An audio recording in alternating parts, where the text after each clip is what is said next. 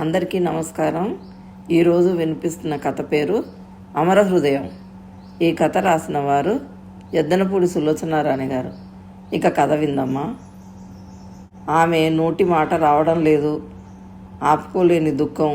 అందులో నుండి ఏదో స్వాంతన గుండెల మీద ఇనుప పర్వతాలను మెల్లగా ఉత్తరం పక్కకి నెట్టేస్తుంది. కృష్ణ చైతన్య ఫణిని ద్వేషించడం లేదు. లాయర్ గారు, మీకు నమస్కారాలండి అంది. నువ్వు త్వరగా చూడడానికి వస్తావని చెప్తాను. అమర తల ఊపింది. నేను రావడం మంచిదంటారా? నన్ను చూస్తే వాడు వదలడేమో. వాడు కాదండి, నేను వాడిని వదిలి రాలేనేమో. ఏం చేయమంటారండి? నాకు మతి లేదు, నాకేం తోచడం లేదు. ఆయన ఆలోచించారు. అది నిజమేనమ్మా, నీకు జ్వరం తగ్గలేదని చెబుతానులే. వద్దండి, వద్దు, వస్తాను. రాకుండా ఉండలేను. 11 రోజులు వాడిని వదిలి నేను ఇంకా బతికే ఉన్నాను. నేను మనిషినేనంటారా? అలా అనుకోకమ్మా, నీకు ఒంట్లో బాగాలేదు కదా. నేను వెళ్ళనా అండి వద్దా? బేలగా దీనంగా దోవ చూపించమని ప్రాధేయపడుతున్నట్టుగా అడిగింది. ఒక పని చేస్తానమ్మా, నాకు ఏది సరైన సంగతి సరిగ్గా తోచడం లేదు. నీ పరిస్థితి చూస్తే అలా ఉంది. నేను కృష్ణ చైతన్యని అడిగి చెప్తాను. నేను నీకు ఫోన్ చేస్తాను, సరేనా? అమర తలూపింది. ఆయన వెళ్తుంటే 2 చేతులు జోడిస్తూ నా కృతజ్ఞతలు చెప్పండి అంది. ఆయన వెనక్కి తిరిగి అర్థం కానట్లు చూశాడు. అమర మొహం చూశాడు. ఆ తర్వాత అర్థమైనట్లుగా తల పంకిస్తూ అలాగే అని తల ఊపాడు. ఆయనను పంపి అమర తిరిగి వచ్చి ఫోన్ దగ్గర కూర్చుంది. ఫోన్ వస్తే నేను పిలుస్తాను, మీరు కాసేపు పడుకోండమ్మా అంది జోగమ్మ. వద్దు, ఇప్పుడు బాగానే ఉంది జోగమ్మ అంది అమర. అమర ఫోన్ మీద చెయ్యి ఆనించి గోడకి తల ఆనించి కిటికీలో నుంచి బయట కనిపిస్తున్న ఆకాశం వైపు చూస్తుంది. ఆమె కళ్ళ ముందు ఆ ఆకాశంలో ఒక చిన్న ఆంజనేయ విగ్రహం ఫణి కోసం, ఫణికి ధైర్యం ఇవ్వటానికి ఫణి దగ్గరికి వెళ్తూ కనిపిస్తుంది. ఆ విగ్రహానికి అమర నమస్కరించింది. ఆమెకి కూడా ఎంతో ధైర్యంగా ఉంది. కృష్ణ చైతన్య ఈ ప్రపంచంలో తమకి ఉన్న ఒకే ఒక దిక్కు. అతను అంత విషాదానికి లోను అయినా తనని ఫణిని ద్వేషించడం లేదు. అమరకి ఆనందంగా ఉంది. ఆమెకు లేని దుఃఖం వస్తుంది. నువ్వు ఏ తప్పు చేయలేదు. నువ్వు త్వరలోనే విడుదల అయ్యి మీ అమ్మ దగ్గరికి వెళతావు డాడీ. అమరకి ఆ వాక్యాలు, ఆ ఉత్తరం, ఆ సంతకం, ఆ ఆంజనేయ స్వామి బొమ్మ ఊపిరితిత్తుల్లోకి ఆక్సిజన్ ఇస్తున్నట్టుగా ఉన్నాయి. అమర గట్టిగా ఊపిరి పీల్చుకుంటుంది. పాతాళ లోకంలో దుఃఖ సముద్రంలో మునిగిపోతూ మృత్యువుతో జీవన పోరాటం శక్తి అంతా తెచ్చుకుని చేస్తున్న అమర హృదయాన్ని ఈ ఉత్తరం మెల్లగా చేయి పట్టి ఆసరా ఇచ్చి మృత్యు కోరల నుంచి తప్పించి శోక సముద్రంలో నుంచి లాగి పాతాళ లోకం నుంచి ఈ లోకంలోకి తీసుకువచ్చినట్లుగా ఉంది. ఇప్పుడు అమరకి ఈ ప్రపంచం, ఈ గాలి, ఈ కిటికీ రెక్కలు, ఈ టేబుల్ అర్థమవుతున్నాయి, మామూలుగా కనిపిస్తున్నాయి. ఎంతసేపు అలా కూర్చుందో. ఫోన్ మోగింది. అమర వెంటనే తీసింది. ఆదుర్దాగా హలో. అవతల వైపు నుంచి లాయర్ గారు పలికారు. కృష్ణతో ఫోన్లో నీ విషయం మాట్లాడానమ్మా. ఆయన నువ్వు వెళ్ళకపోతేనే నయం అంటున్నారు. ఫణి త్వరలోనే విడుదల కావచ్చు అంటున్నారు. నిన్నే నిర్ణయించుకోమన్నారు. నేను వెళ్ళనండి. నేను అలాగే చేస్తాను. అదే నా నిర్ణయం. నాకు కూడా అదే సబబు అనిపిస్తుంది. పిల్లవాడిని నువ్వు వెళ్తే అనవసరంగా డిస్టర్బ్ చేసినట్టు అవుతుందేమో. నీకు ఒంట్లో బాగా లేదంటే ఫణి ఇక గొడవ చేయలేదు అన్నారు. థ్యాంక్స్ లాయర్ గారు. అమర గొంతు ఇంత క్రితం తను వెళ్ళినప్పటికంటే కాస్త కోలుకొని దృఢంగా ఉన్నట్లుగా అనిపించింది. ఫోన్ పెట్టేసింది అమర. 1 నిమిషం అయిన తర్వాత జోగమ్మ, ఆకలేస్తుంది, ఏదైనా పెడతావా అంది. ఇప్పుడే తెస్తానమ్మా జావా సంతోషంగా అంది జోగమ్మ. నేను ఎలాగూ నాశనం అయ్యాను లాయర్ గారు. వాళ్ళిద్దరినీ అయినా ఈ నాశనం నుంచి తప్పించండి. కృష్ణ చైతన్య అన్నాడన్న మాటలే చెవుల్లో గింగురమంటున్నాయి. ఇలాంటి ఉత్తములు ఈ ప్రపంచంలో అసలు ఎక్కడైనా ఉంటారా? అలాంటి కృష్ణ చైతన్యకి సుజా, రాజా, అమరకి దుఃఖం వచ్చేసింది మళ్ళీ. భగవంతుడు ఎందుకు ఇలా చేశాడు? నేను సుఖంగా ఉండడం ఇష్టం లేకనా? నేను ఇంకా కష్టాలు పడాలని ఆయన ఆదేశమా? అమరకి ఈ జీవితం అర్థం కావడం లేదు. కాసేపు ఆశ, కాసేపు నిస్పృహ, వెలుగు నీడల్లా ఆమె హృదయంలో దోబుచ్చులాడుతున్నాయి. మరో 1 వారం రోజులు గడిచినాయి. అమరకు ఫణిని చూడకుండా ఉండడం సాధ్యం కాలేదు. కన్ను మూతపడటం లేదు. ఫణి ఫణి అని మనసు ఆక్రోషిస్తుంది. ఏనాడు ఒకరోజు కూడా వదిలి ఉండలేదు. లాయర్ రామానుజం గారు అమరని ఫణి ఉన్న రిమాండ్ హోమ్కి తీసుకువెళ్ళారు. అక్కడ ఫణిని చూస్తే అమరకి గుండెలు బద్దలైనంత దుఃఖం వచ్చేసింది. లాయర్ గారు దోవలేనే అమరకి గట్టిగా చెప్పారు. అమర గారు, ఫణికి రాజా సుజాత పోయినట్టు తెలియదు. మీరు ఆ మాటలేం ఎత్తకండి. మీరు ఏడవద్దు, మామూలుగా ఉండాలి. అలాగే అలాగే అంది అమర. కానీ అన్నమాట నిలబెట్టుకోలేకపోయింది. ఫణిని చూసేసరికి ఏడుపు కట్టలు తెగిన వర్షాకాలపు చెరువు అయిపోయింది. ఫణి ఉల్లాసంగా ధైర్యంగా ఉన్నాడు. ముఖంలో ఎలాంటి భయం లేదు. తల్లి భుజం మీద 2 చేతులు ఆనించి, భయమేస్తుందా? ఏం భయం లేదులే, నేను త్వరగా వచ్చేస్తానుగా. నీకు జ్వరం అని లాయర్ గారు చెప్పారు, కానీ వీళ్ళు నిన్ను చూడ్డానికి రానియలేదు. మరేమో డాడీ నన్ను బుద్ధిగా ఉండమని, నన్ను తొందరగా వదిలేస్తారని లాయర్ గారితో ఉత్తరం పంపారు.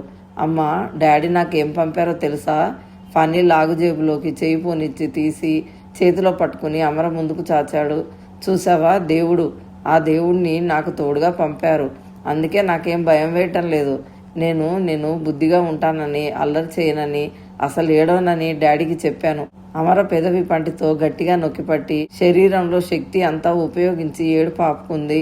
అమ్మ, ఇంకో అమ్మ నన్ను చూడ్డానికి రాలేదేం? నా మీద కోపం వచ్చిందా? రాజాకు కూడా జ్వరంగా ఉందని డాడీ చెప్పారు. పాపం నీళ్ళల్లో పడ్డాడుగా, జలుబు చేసిందేమో. అమ్మ, నేను డాడీకి చెప్పాను. నువ్వు కూడా ఇంకో అమ్మకి చెప్పమ్మా. నేను రాజాని అస్సలు తోయలేదు. మరి తోసానని ఎందుకు ఒప్పుకున్నావురా? మరేమో మాధవి ఆంటీ అలా చెబితే పోలీసులు వదిలేస్తారని అంది. అలా చెప్పకపోతే నన్ను పర్వాలేదమ్మా, నిన్ను ఇనుప చేతులతో కొడతారని చెప్పింది. అమర గుండెలను చీల్చుకున్నట్టుగా నిట్టూర్పు వచ్చింది. ఫణిని మాధవి నేర్పుగా ఈ ఇనుప వలలోకి తోసింది. ఫణి మొదట ఒప్పేసుకొని ఇప్పుడు లేదంటుంటే ఎవరో అతని చేత అలా అబద్ధం ఆడిస్తున్నారని పోలీసులు అనుకుంటున్నారని లాయర్ గారు చెప్పారు. ఫణి అమాయకంగా ఈ విషవలయంలో చిక్కుకుపోయాడు. అది వాడిది, తనది దురదృష్టం. తనకంటే ఇంకా ఘోర దురదృష్టం సుజాతది.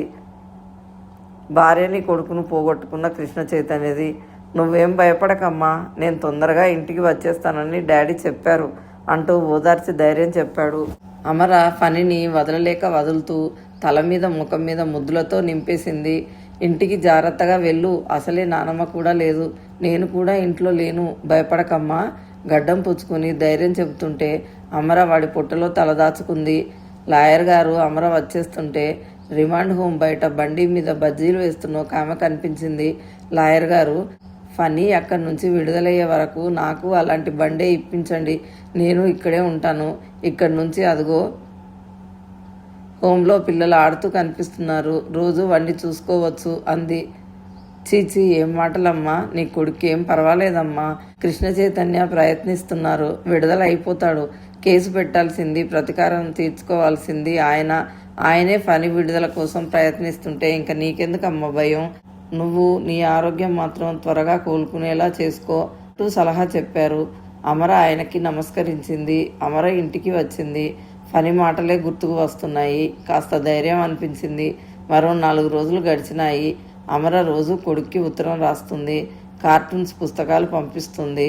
ఆ రోజు అమర బ్యాంకుకు వెళ్ళి డబ్బు డ్రా చేసుకుని ఫణికి ఉత్తరం పోస్ట్ చేసి మెయిన్ బజార్లో ఉన్న మెడికల్ షాప్లోకి డాక్టర్ తనకు రాసిన బి కాంప్లెక్స్ క్యాప్సిల్స్ కొనుక్కోవడానికి షాప్లోకి వస్తుంది.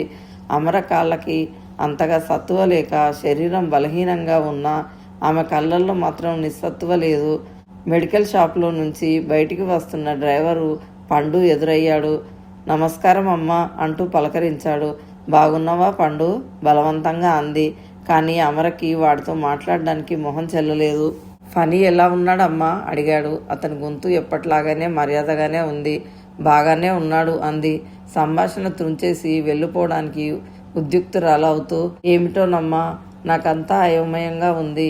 అయ్యగారి జీవితం ఇలా అవుతుందనుకోలేదు. అమర తలెత్తలేదు, కిందికి చూస్తుంది. అక్కడ నిలబడడం క్షణం ఒక యుగమన్నంత భారంగా ఉంది. వెళ్ళడానికి కాళ్ళు పెకిలించాలి అన్నట్టుగా ఉంది. ఆ గెస్ట్ హౌస్లో ఆయన ఒక్కరు. పండు ఏడ్చేశాడు. అదేమిటి పండు, గెస్ట్ హౌస్లో? అమర తలెత్తి అడిగింది. నిద్రమాత్రలు వేసుకున్నా నిద్ర రావటం లేదు పండు అంటారు. తిండి తిప్పలు పోయినాయి. అలాగే ఒక్కరు కూర్చుంటున్నారు. ఎవరిని రానియటం లేదు. ఎవరు వచ్చినా నేను ఇప్పుడు మాట్లాడను, నన్ను ఒంటరిగా వదిలేయండి అంటున్నారు. ఫ్రెండ్స్ కూడా ఏం చేయలేకపోతున్నారమ్మా. నర్సింగ్ హోమ్లో రెస్ట్గా ఉండవచ్చు, చేరమంటే వద్దు అంటారు. ఇదిగో స్లీపింగ్ పిల్స్ తీసుకువెళ్తున్నానమ్మా. డాక్టర్ గారు వచ్చి బలవంతంగా చూసి మందులు ఇస్తే అవి వేసుకోలేదు. నన్ను విసిగించకండి. అందరితోనూ ఇది ఒకటే మాట. అయ్యో అలాగా అంది అమర. భయపడక పండు, నేను చేయాల్సిన పని ఒకటి ఉంది. అది పూర్తి అయ్యే వరకు నేనేం చచ్చిపోనులే అంటారు నాతో. ఎవరిని అసలు దగ్గరికే రానియటం లేదమ్మా. అయ్యగారంటే అసలు మామూలుగానే అందరికీ భయం. ఎవరూ చనువుగా మాట్లాడరు. ఇప్పుడు ఎవరూ వెళ్ళలేకపోతున్నారు. పండు, నన్ను ఒక్కసారి అక్కడికి తీసుకువెళ్తావా? నేను అదే అడగాలనుకుంటున్నానమ్మా, పండు ఆనందంగా అన్నాడు. అమర బయట పేవ్మెంట్ మీద నిలబడింది. పండు క్షణంలో దూరంగా పార్కింగ్ ప్లేస్లో నిలిపి ఉంచిన కారు తీసుకురావడానికి వెళ్ళాడు. ఏం అమరగారు ఇక్కడ నిలబడ్డారు? ఎలా ఉన్నాడు మీ అబ్బాయి? సుజాతకి తెలిసిన ఒక ఆమె వ్యంగ్యంగా పలకరిస్తుంది. అమరకి విషపు బాణాలు అలవాటైపోయినాయి. ఆత్మస్థైర్యం అనే కవచం తొడిగినట్లుగా అవి తనను తాకి తన ప్రాణం హరించనీయకుండా పోరాడుతున్న దానిలా, జాగ్రత్త చేసుకుంటున్న మనిషిలా నిర్వికారంగా నిలబడింది. అంతలో పండు కారు తీసుకువచ్చాడు. అమర కోసం దిగి వెనక డోర్ మర్యాదగా తెరిచాడు. ఆ ఆడవాళ్ళ చూపులు చురకత్తుల్లా ఉన్నాయి. అమర కుంగిపోకుండా ధైర్యంగా ఉండడానికి ప్రయత్నిస్తూ కారులోకి ఎక్కింది.